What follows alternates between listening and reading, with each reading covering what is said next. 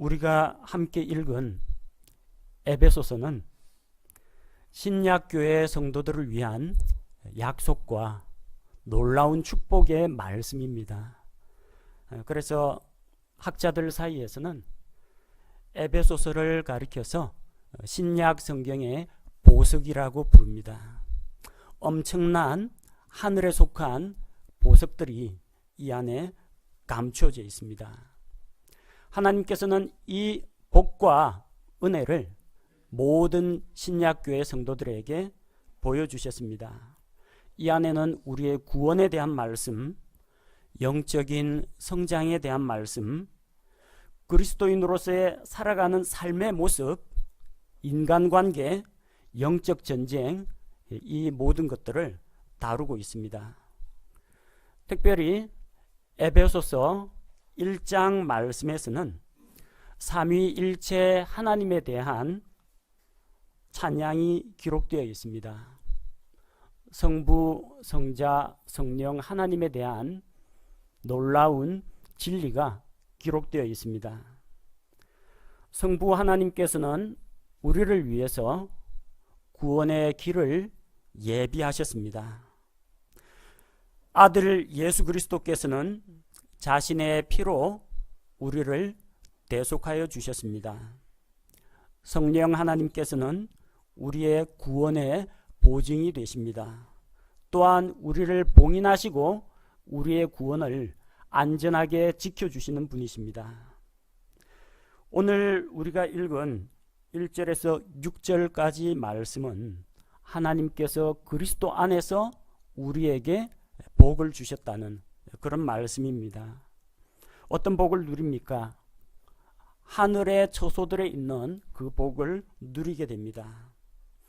누가 그 복을 받게 되느냐? 하나님의 은혜를 믿음으로 받아들이는 자들에게 이 복이 임합니다. 하나님께서는 모든 사람들에게 구원의 길을 활짝 열어놓으셨습니다. 그런데 누가 그 은혜를 받게 되느냐? 그 은혜의 선물을 자기 것으로 믿음으로 받아들이는 자는 구원을 받게 된다는 겁니다. 일반적으로 한국 기독교계 안에는 칼빈주의 예정론에 의해서 잘못된 사상들이 많이 보급되어 있습니다. 그 중에 하나가 하나님께서 창세전에 우리를 택해서 믿도록 만드셨다는 이야기입니다. 하나님께서 선택받은 자는 반드시 믿게 된다는 겁니다. 안 믿는 사람은 뭐냐? 하나님이 선택을 안 해줬기 때문에 안 믿는다. 그런 이야기입니다. 사람에게는 선택의 자유가 없고 오직 하나님에게만 선택의 자유가 있다. 그런 주장을 펼칩니다. 그런 주장을 펼치는 그 밑바탕이 되는 것이 무엇이냐면 인간은 죽어 있다는 겁니다. 죽어 있기 때문에 무능하기 때문에 믿거나 말거나를 전혀 선택할 수 없다는 것입니다. 그들은 사람을 영혼과 몸 이렇게 두 가지로 나눕니다. 사람이 죄를 지어서 반드시 죽으리라. 근데 죽었다는 겁니다. 뭐가 죽었어요? 몸은 아담은 930세까지 살았기 때문에 몸은 안 죽었는데 영혼이 죽었다는 겁니다. 그럼 남아있는 것은 생물학적인 몸밖에 없어요. 짐승이나 별 다를 바 없다는 겁니다. 영혼이 죽어있기 때문에 복음을 전해도 알아듣지를 못한다. 영혼이 죽어있기 때문에 자기 죄도 깨닫지 못한다. 영혼이 죽었기 때문에 믿거나 말거나 선택하고 결단할 의지도 없다라는 게 칼빈주의의 논리입니다. 그러나 우리는 영혼과 몸으로 구성된 사람을 믿지 않고 성경에 이른 바와 같이 영과 혼과 몸으로 구성된 그 사람의 존재를 믿고 있습니다. 몸은 생물학적으로 살아 있습니다. 믿는 자나 믿지 않는 자나. 그리고 영은 하나님과 교제 관계가 이루어지는 자들, 구원받은 자들은 영이 살아계신 하나님과 교제를 나눕니다. 믿지 않는 자는 영이 죽은 게 아닙니다. 영이 하나님과 교제 관계가 단절되어 있습니다. 생명의 하나님으로부터 어떠한 영향을 받지 못합니다.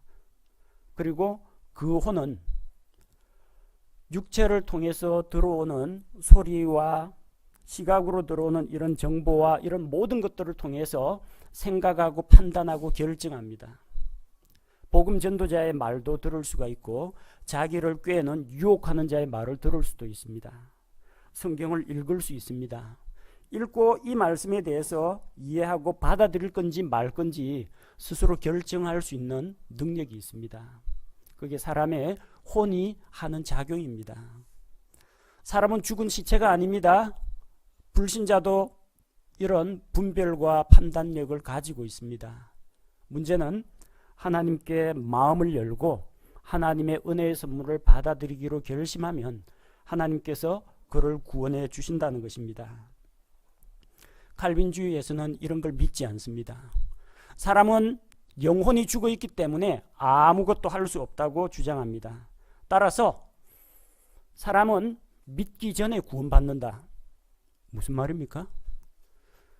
영혼이 죽어 있기 때문에 사람은 믿을 수가 없다는 겁니다.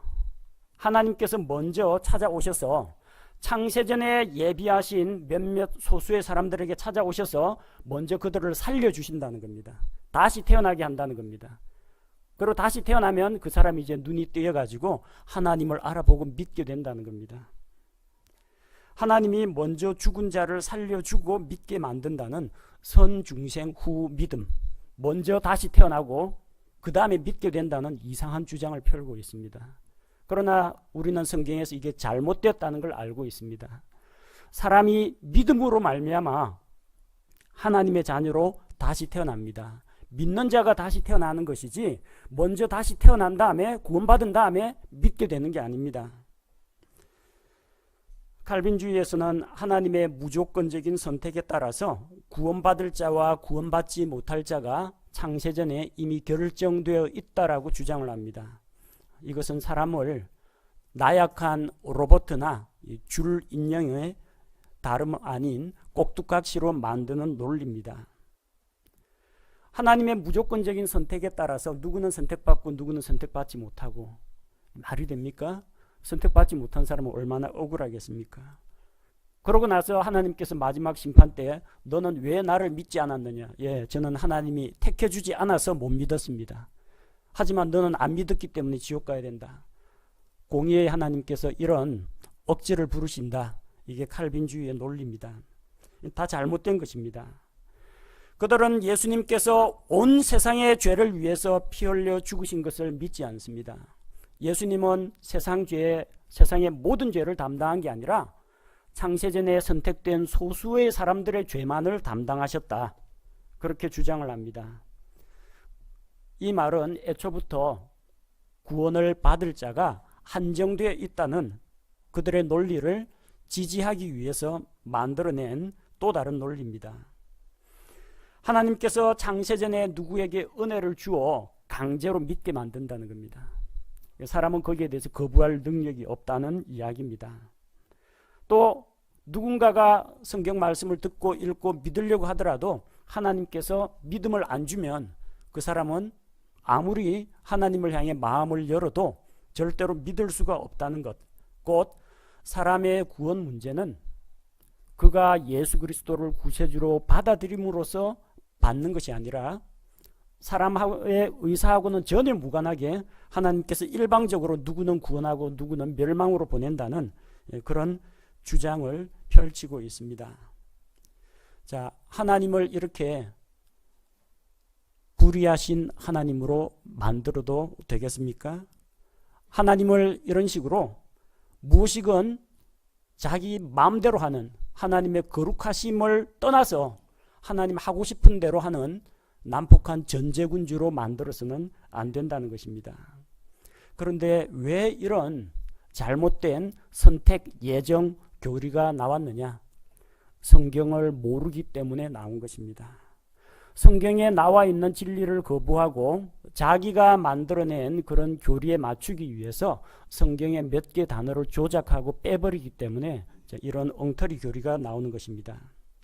오늘 우리는 에베소서 1장 1절에서 6절 말씀을 통해서 구원은 오직 예수 그리스도를 통해서 오직 예수님을 통해서만 구원을 받을 수 있다라는 것, 또 누구든지 그리스도 안에 들어가기만 하면 구원을 받을 수 있다라는 하나님의 진리를 다시 한번 확인하고자 합니다.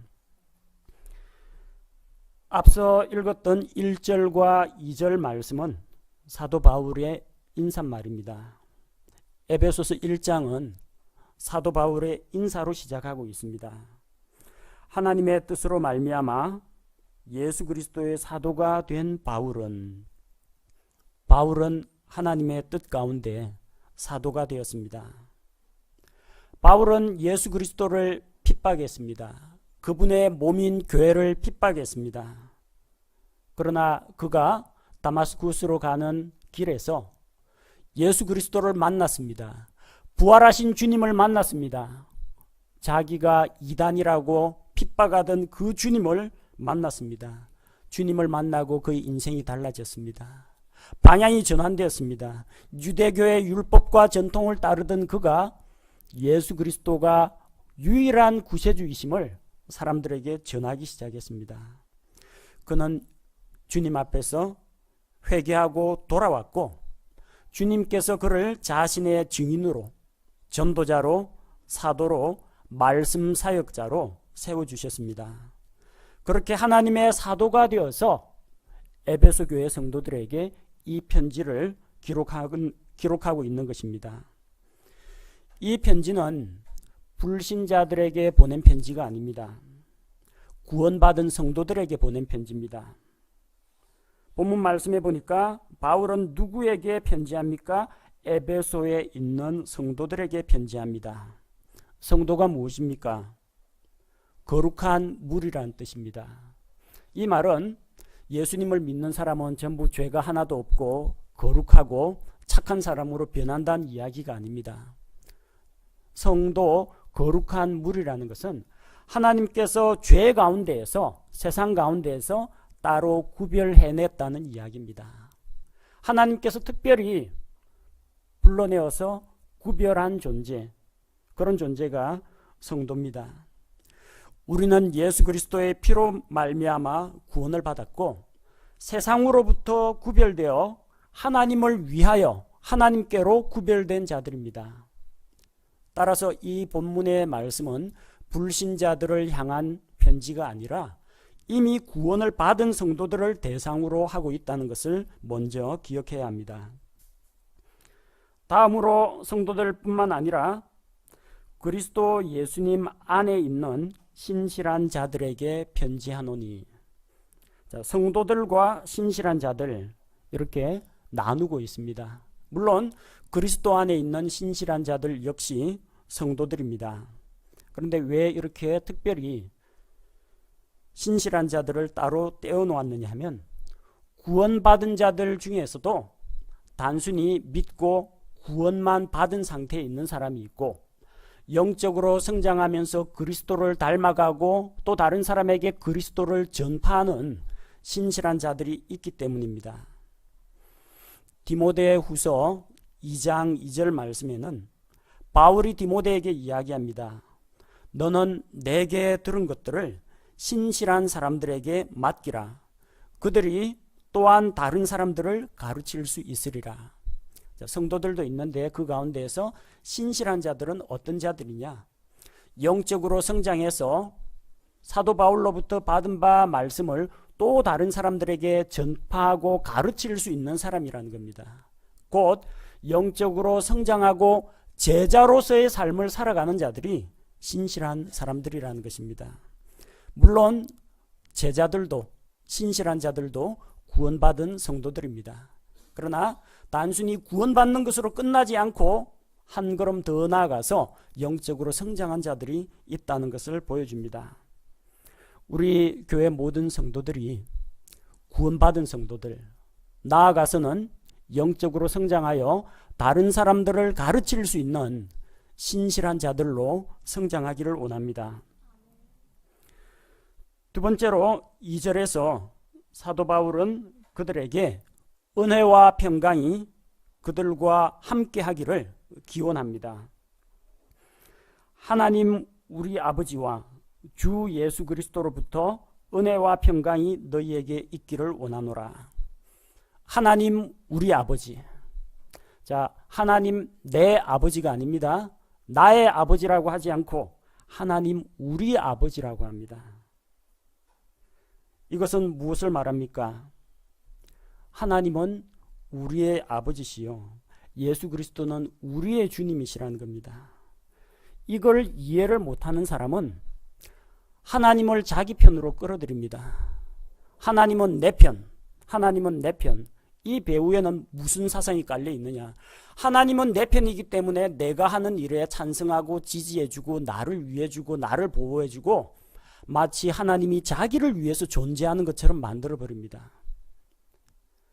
교회 안에 성도들끼리 가끔 가다 보면 의견 대립이나 다툼이 일어날 수가 있습니다. 그래서 어떤 형제와 어떤 형제가 다툼이 일어나면 이 형제가 어떤 생각을 갖고 있느냐? 하나님은 내 아버지, 저 형제의 아버지는 아니고 내 아버지, 이런 식의 생각을 갖고 있는 사람이 있어요. 하나님은 내 편이니까 기도할 때도 이렇게 기도합니다. 하나님, 저 형제가 자기의 잘못을 깨닫고 제게 찾아와 사과하고 용서를 구하게 도와주십시오. 이런 식으로 기도합니다. 그 형제는 뭐라고 기도해야 됩니까? 서로 하나님은 내 아버지, 서로 하나님은 내 아버지. 하나님은 누구 기도 들으실 것 같아요? 하나님은 누구 편일 것 같아요? 하나님은 그 사람들 편이 아니고 언제나 거룩하신 하나님으로서 정의의 편입니다. 하나님을 내 편으로 만들 것이 아니라 내가 하나님의 편에 서야 한다는 이야기입니다. 하나님이 여러분을 위해서 여러분 뒤치다꺼리를 하기 위해서 존재하는 분이 아닙니다. 그분은 감사와 찬양과 영광과 존귀를 받으시기에 합당하신 분이고 내가 그분의 편에 서서 그분께 헌신해야 합니다. 뿐만 아니라 다른 형제 자매들 돌아보십시오. 내 아버지가 아니라 우리의 아버지이십니다. 내가 믿고 있는 그 하나님은 내가 싫어하는 저 형제의 아버지이시기도 합니다. 내가 믿고 헌신하고 있는 아버지 하나님은 저 자매님이 믿고 의지하는 그 자매님의 아버지이기도 하다는 것입니다. 우리는 이것을 반드시 기억해야 합니다. 이걸 기억하지 못하면 교회 공동체가 무너집니다. 다 내 아버지, 내 주님, 내 편 이렇게 하면은 교회가 분열될 수밖에 없습니다. 하나님은 누구 개인의 소유물이 아닙니다.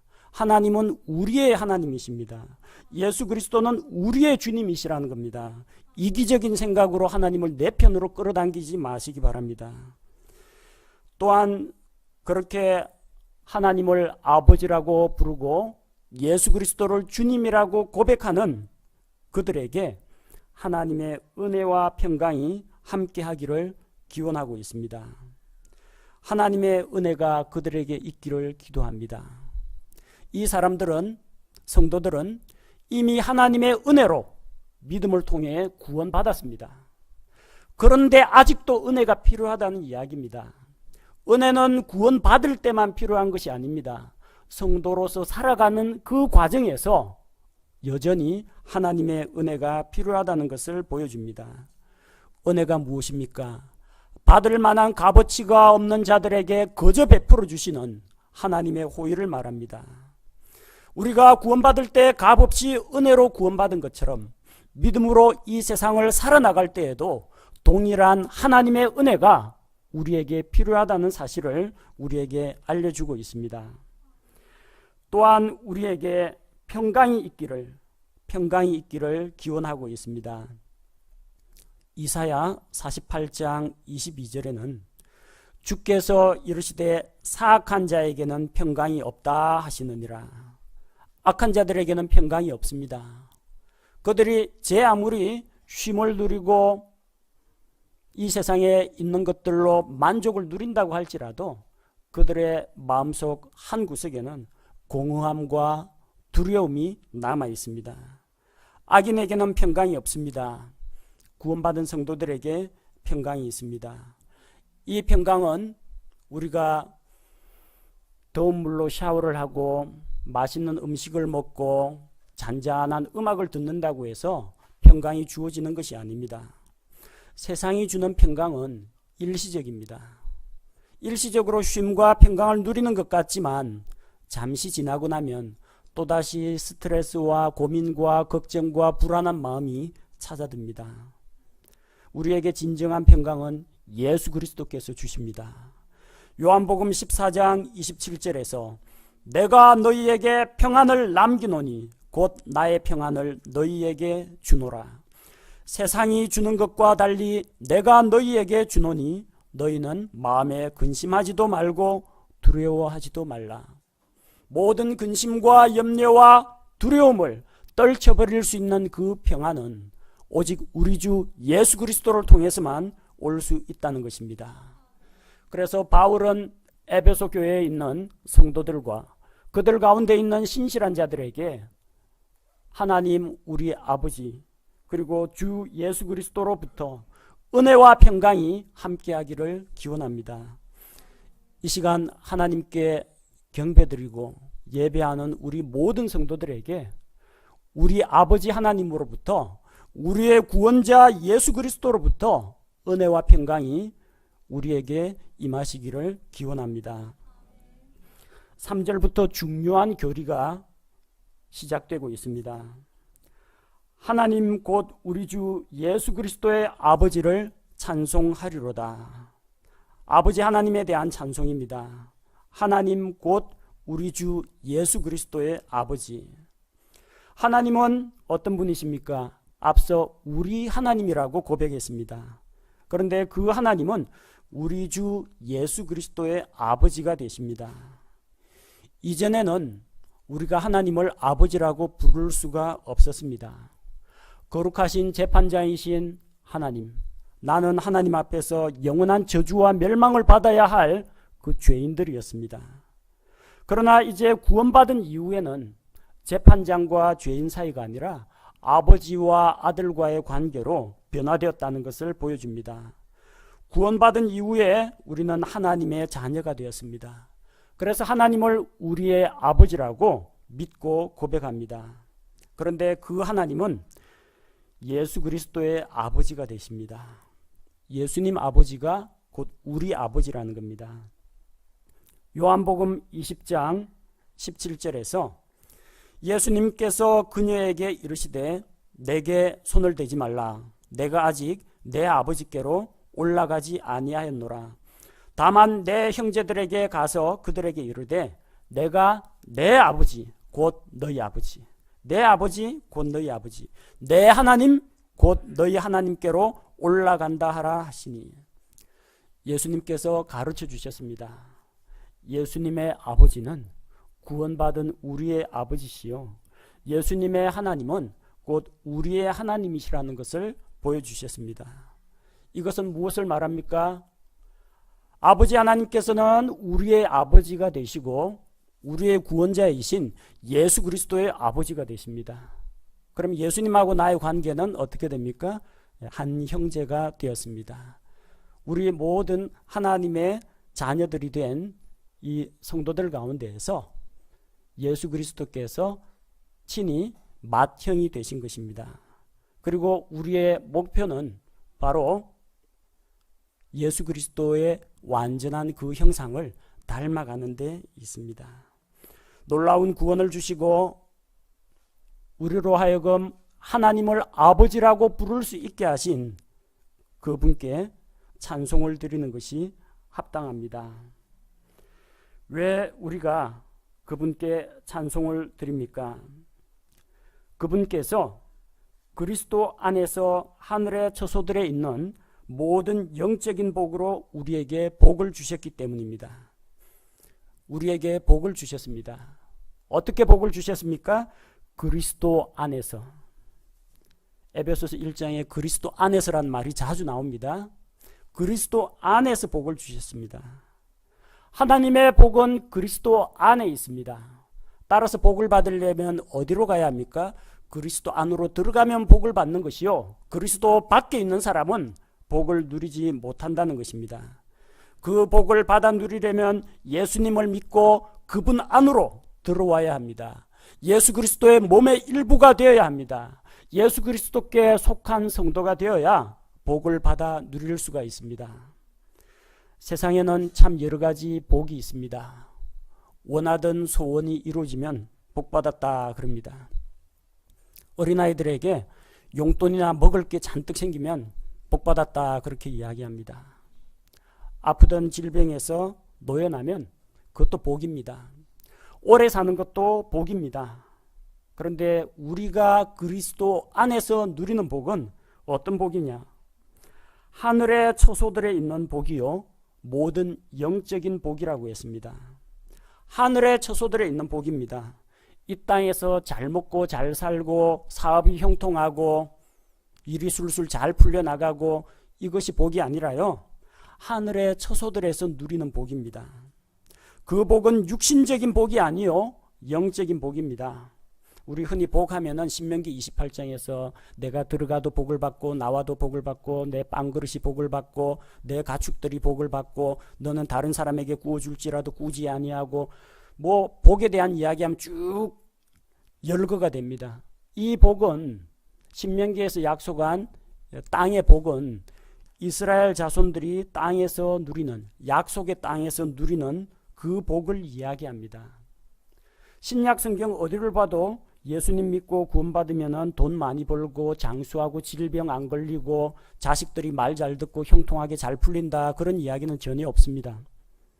우리에게 약속하신 복은 그런 육신적인 복이 아닙니다. 우리는 하늘에 속한 영적인 복을 받아 누린다는 것입니다. 우리에게 이 놀라운 복을 주신 하나님으로 인하여 감사와 찬양을 드립니다. 그 구체적인 복의 내용이 그 다음에 기록되어 있습니다. 4절 말씀에 곧 우리가 사랑 안에서 자신 앞에 거룩하고 흠이 없게 하시려고 세상의 창건 이전에 그분 안에서 우리를 택하셨으며, 하나님께서 우리를 택하셨습니다. 어떻게 택했습니까? 그분 안에서, 그분이 누구예요? 예수 그리스도 안에서 택했다는 겁니다. 하나님께서 창세전에 김아무개 구원받으라, 박아무개 지옥 가라, 이아무개 구원받으라, 이런 식으로 한 사람 한 사람을 지명해서 너는 날 때부터 지옥 갈 자식, 너는 날 때부터 무슨 짓을 하더라도 구원받을 자식, 이런 식으로 만들지 않으셨다는 겁니다. 하나님의 기준은 하나입니다. 그분 안에서 우리를 택하셨습니다. 그분 안에 있으면 택함 받은 자라는 겁니다. 따라서 그분 안으로 들어가야 합니다.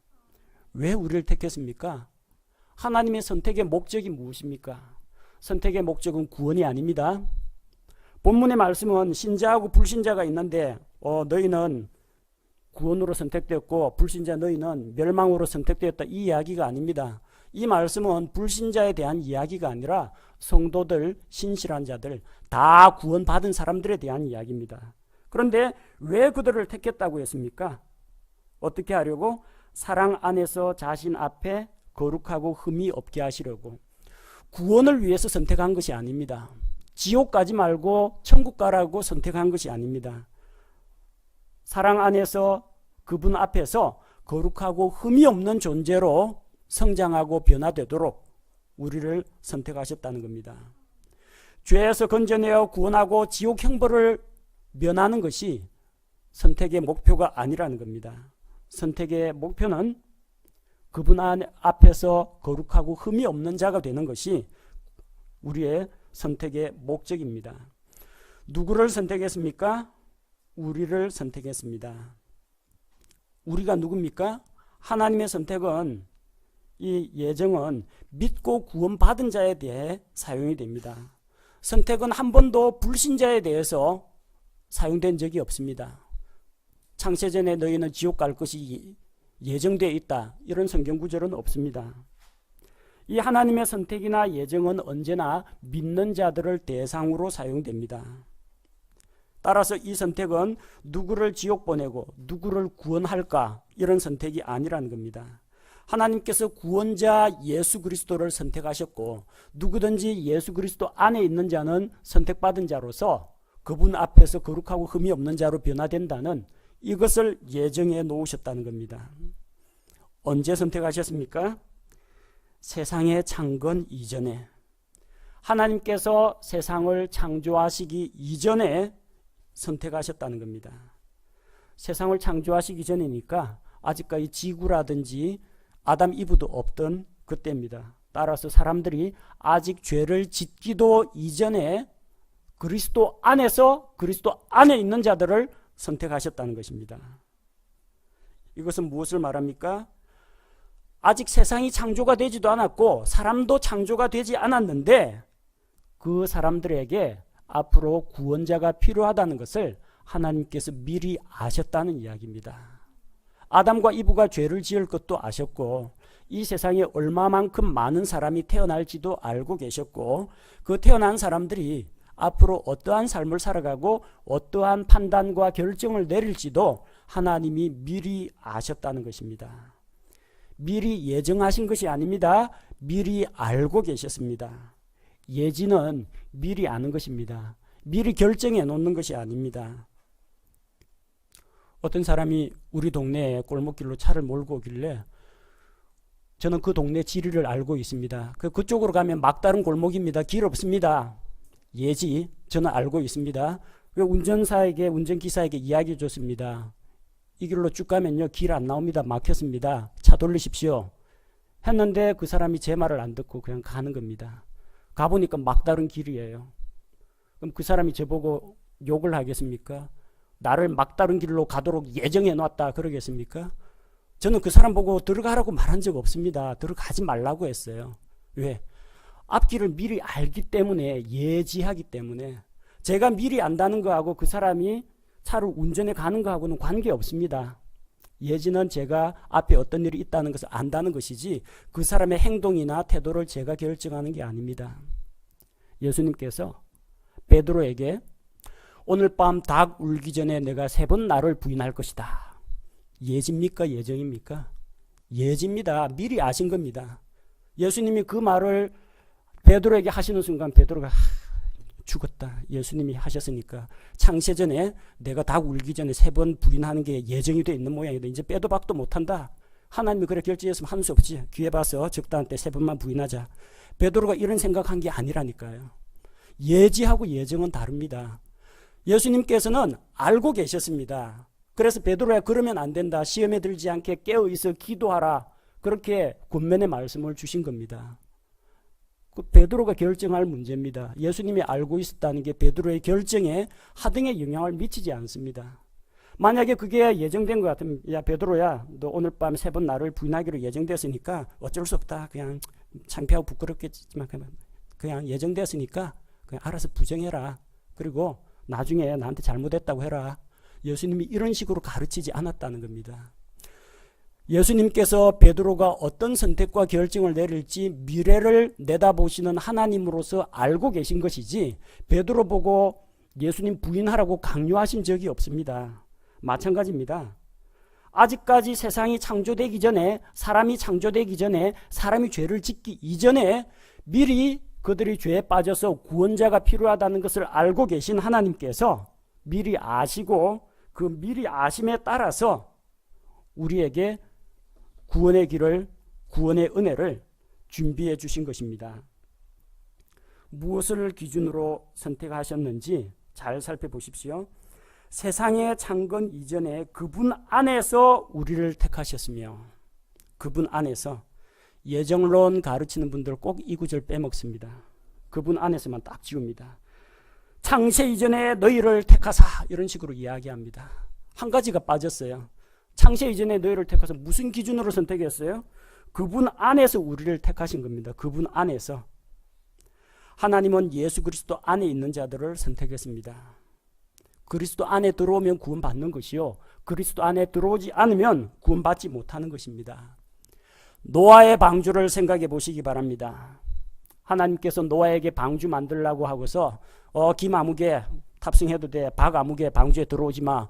이런 식으로 사람을 예정하지는 않았다는 이야기입니다. 노아가 방주를 만들었을 때 하나님은 방주 안에 있는 자는 구원하기로 작정하셨습니다. 방주 안에 있으면 구원받는 것이요 방주 밖에 있으면 물에 빠져 죽는 겁니다. 아주 간단합니다. 하나님께서는 노아를 통해서 하나님께서 장차 세상에 홍수로 심판하실 것을 그분께서 계획하시고 미리 아시고 방주를 준비하도록 했습니다.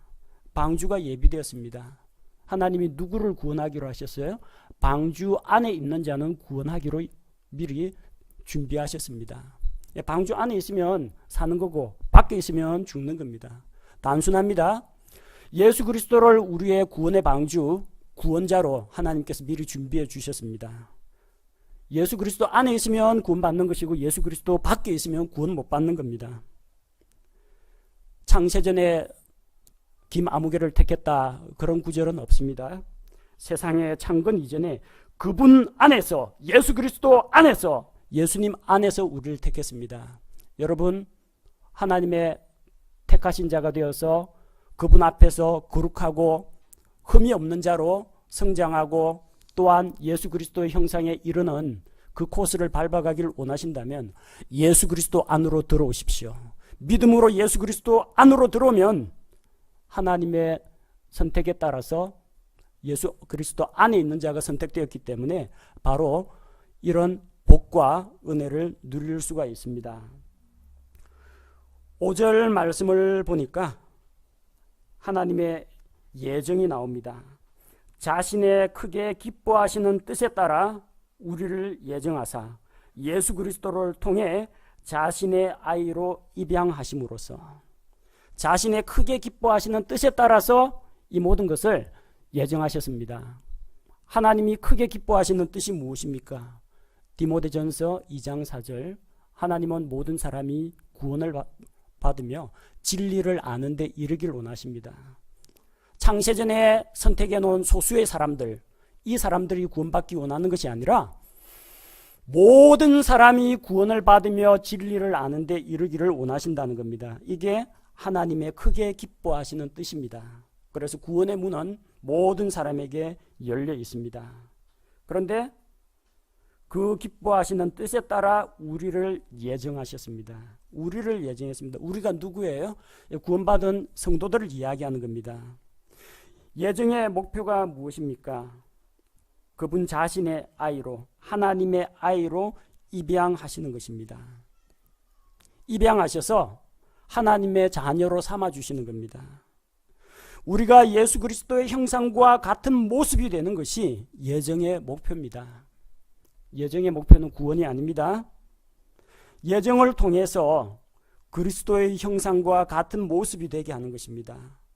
로마서 8장 29절에서 그분께서는 자신이 미리 아신 자들을 또한 예정하사, 하나님의 예정은 언제나 하나님의 예지에 힘입어서 발휘가 됩니다.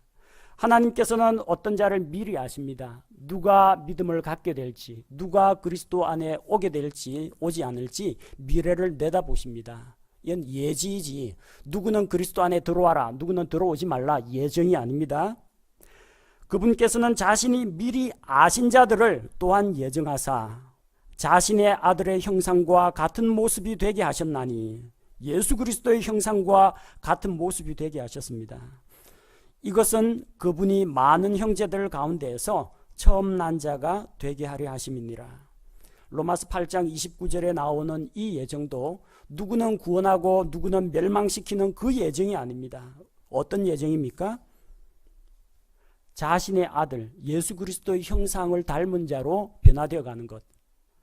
그리스도 안에 있는 구원받은 자가 예수 그리스도의 형상을 닮은 자로 변화되는 바로 그 예정입니다.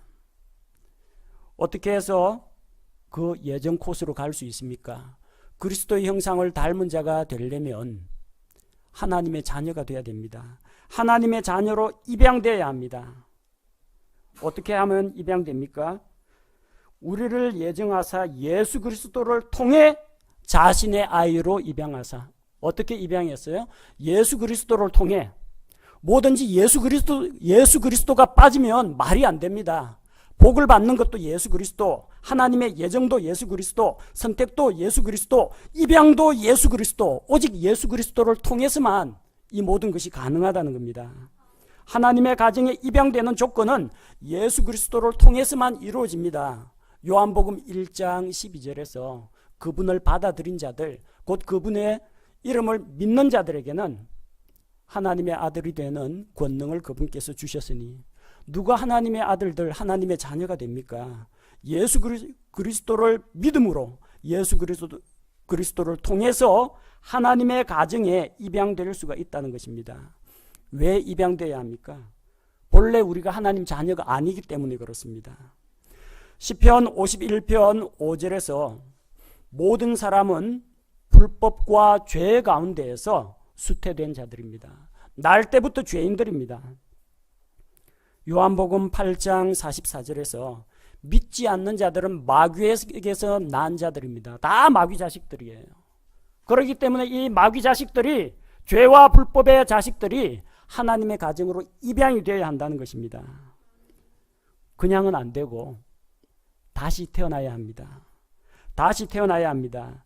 요한복음 3장 5절 말씀처럼 성령님을 통해서 다시 태어나야 합니다. 새롭게 영적으로 출생해야만 우리가 하나님의 가정에 하나님의 자녀로 입양될 수가 있습니다. 입양되면 하나님을 아버지라고 부르게 됩니다. 법적인 상속 자격을 말하는 것입니다. 갈라디아서 4장 5절과 6절 말씀에 이것은 율법 아래 있는 자들을 구속하시고 또 우리가 아들로 입양되게 하려 하심이라. 예수 그리스도의 십자가의 구속의 공로를 통해서 그 예수님의 십자가를 믿음으로 말미암아 죄와 율법의 저주에서 해방되고 구속받아서 아들로 입양된 것입니다. 하나님의 그 예정, 하나님 자녀로 입양되는 것은 오직 우리 주 예수 그리스도를 통해서만 가능합니다. 다른 길이 없습니다. 오직 예수 그리스도를 통해서만 가능한 것입니다. 6절 하나님께서 우리를 받아주십니다. 자신의 은혜의 영광을 찬양하게 하셨느니라. 그 은혜 안에서 그분께서 그 사랑하시는 자 안에서 우리를 받아주셨으니 5절에서 이어지는 내용입니다. 우리를 입양하셔서 그분의 은혜의 영광을 찬양하게 하셨습니다. 우리가 이전에는 흑암의 권세 사탄의 왕국에 속해 있다가 예수 그리스도의 피를 통해서 그 아들의 왕국으로 옮겨졌습니다. 그래서 하나님의 자녀가 되고 하나님을 알게 되고 하나님의 거룩하심을 알아가고 하나님의 크고 위대하심을 알아가게 되니까 하나님께 대한 찬양이 나오는 것입니다. 그 은혜의 영광을 찬양하는 자가 되었습니다. 그 은혜 안에서 은혜가 먼저입니다. 우리의 믿음보다 하나님의 은혜가 먼저 있어야 합니다. 은혜 없이는 구원이 없습니다. 하나님께서 예수 그리스도의 십자가의 구속의 공로를 우리에게 이루어 주지 않았다면 사람이 백날 하나님 믿습니다 하더라도 이 구원하고는 관계가 없다는 겁니다. 은혜는 하나님께서 죄인들을 향해 거저 베풀어 주시는 호의를 말합니다. 믿음은 하나님께서 베풀어 주시는 그 선물을 자기 것으로 받아들이는 것을 말합니다. 우리가 하나님의 선물을 받아들여야 하는데 하나님께서 은혜로 선물도 안 주셨는데 뭘 받아들일 수가 있겠습니까?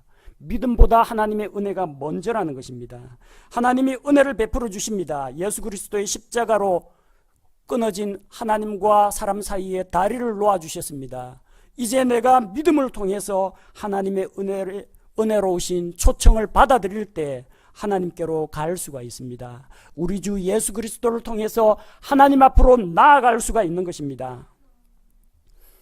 하나님께서는 그렇게 우리를 받아주십니다. 하나님은 사랑이기 때문에 아무나 받아주는 게 아니고요. 어떻게 받아주십니까? 조건이 있습니다. 그 사랑하시는 자 안에서 받아주십니다.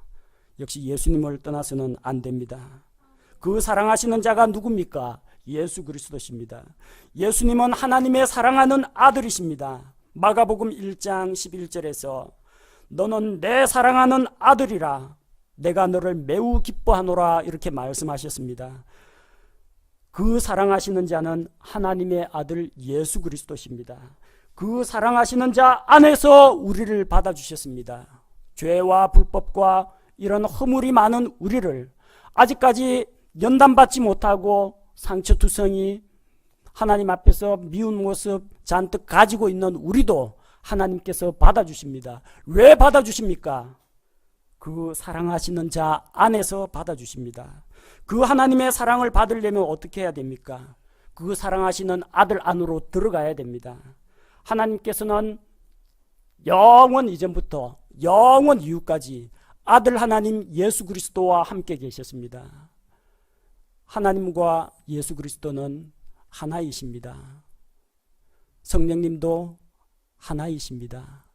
따라서 하나님이 예수 그리스도를 받으시면 예수 그리스도 안에 있는 모든 자들을 받아주시는 것입니다. 하나님께서는 그 사랑하시는 자 안에서 우리를 받아주셨습니다. 우리를 그분의 가족의 일원으로 받아주셨고 그분의 왕국의 그분의 백성으로 받아주셨습니다. 하나님께서 여러분을 기쁘게 받아들이길 원하신다면 그분의 사랑하는 아들 안으로 들어가야 합니다. 오늘 우리는 에베소서 1장 말씀을 통해서 하나님의 축복과 하나님의 예정과 하나님의 선택, 하나님 가정으로 입양되는 것, 하나님께서 우리를 받아주시는 이 모든 것이 오직 예수 그리스도를 통해서만 가능하다는 것을 살펴보았습니다. 흔히들 칼빈주의 예정론에 의하면 하나님이 자기 마음대로 누구는 구원받아라, 누구는 저주받아라, 멸망받아라 이렇게 마음대로 정하셨다고 합니다. 하나님은 그렇게 개념이 없는 분이 아닙니다. 하나님은 불의하신 분이 아닙니다. 만약에 입사시험, 대학 합격, 공무원 공채시험에 본인 실력하고는 전혀 무관하게 위에서부터 너 합격, 너 불합격, 합격 내정자가 있다고 하면요, 이거 완전 부정부패입니다. 이 세상에는 그런 일이 있을지 몰라도 공의로우신 하나님께는 절대로 그런 미리 내정해가지고 그 사람의 상태나 그 사람의 믿음과는 관계없이 무작정 구원하는 그런 일이 결코 없다는 것입니다. 복권 추첨하듯이 랜덤으로 아무는 구원받고 뽑히지 못한, 제비뽑기에 뽑히지 못하면 구원받지 마라, 이런 논리가 아니라는 겁니다. 하나님께서는 언제나 자기의 사랑하는 아들 예수 그리스도와 그분께 속한 것을 선택하고 받아들이십니다. 누구든지 노아의 방주에 들어가면 다 삽니다. 예수 그리스도 안에 들어가면 삽니다. 믿음으로 장대에 달린 놋뱀을 쳐다봐라 말씀하셨을 때 그 말씀을 믿음으로 놋뱀을 쳐다본 자마다 다 사는 것입니다. 그 기준은 하나님께서 은혜를 베푸셨을 때 그 하나님의 은혜를 믿음으로 받아들였는가, 받아들이지 않았는가, 거기에 달려 있습니다. 하나님께서 창세전에 누구를 택하고 누구를 안 택하고 이렇게 해서 구원이 이루어지는 것이 아닙니다. 하나님의 소원은 모든 사람이 구원을 받으며 진리를 아는 데 이르기를 원하십니다. 그래서 구원의 문을 활짝 열어놓았습니다. 이제는 여러분이 결단하고 선택해야 될 때입니다. 예수 그리스도 안에 들어갈 것인가? 예수 그리스도를 나의 유일한 구세주로 믿고 받아들일 것인가? 여러분 각자가 선택해야 되고 선택의 결과에 대해서 역시 각자가 책임을 져야 합니다. 예수 그리스도의 십자가 구속을 자신의 것으로 받아들이시기 바랍니다. 믿음으로 받아들이시고 예수 그리스도 안에 들어가시기 바랍니다. 그리스도 안에 생명이 있고 그리스도 안에 구원이 있고 예수 그리스도 안에 하늘에 속한 모든 영적인 복이 있습니다. 그리스도 안에 있는 자에게 이 모든 은혜와 복이 주어지는 줄로 믿습니다. 제가 기도하겠습니다.